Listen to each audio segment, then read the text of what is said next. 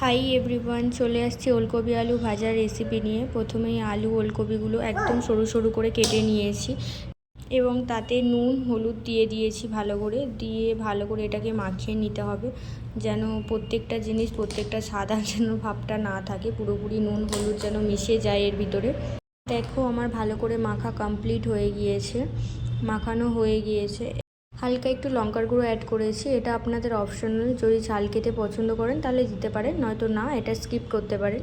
কড়াইতে হালকা একটু তেল নিয়ে নিয়েছি, তাতে 5 ফোড়ন দিয়েছি, 5 ফোড়ন শুকনো লঙ্কা দিয়ে দিয়েছি, দিয়ে কড়াটা একটু হিট হওয়া পর্যন্ত, লঙ্কাগুলো একটু লাল লাল হওয়া পর্যন্ত এপার ওপার নেড়ে নিতে হবে। এপার ওপার নাড়া হয়ে গেলে এবারে কড়াটা হিটও হয়ে গিয়েছে, এবার যে আলু ওলকপিগুলো কেটে রেখেছিলাম সরু সরু করে, সেগুলো এবার দিয়ে দেবো।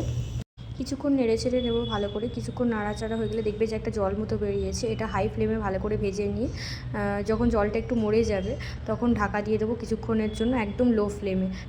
ঢাকা দেওয়ার থেকে খুললেই দেখা যাবে যে এটা একটু হালকা হালকা ভাজা ভাবার লাল ভাবটা চলে আসছে। লাল লাল ভাবটা চলে আসলে যে পেঁয়াজটা বেটে রাখছিলাম সেটা আমি দিয়ে দেবো ওর ওপরে। পেঁয়াজ বাটাটা দিলে একটা আলাদাই টেস্ট লাগে, পেঁয়াজ বাটাটা কখনো দিয়ে যারা দাওনি দিয়ে ট্রাই করে দেখো, এটা খুবই সুন্দর লাগে খেতে। তারপর ভাজা হয়ে গেলে তুলে নেবো। আবার দেখা হবে নতুন একটা রেসিপি নিয়ে।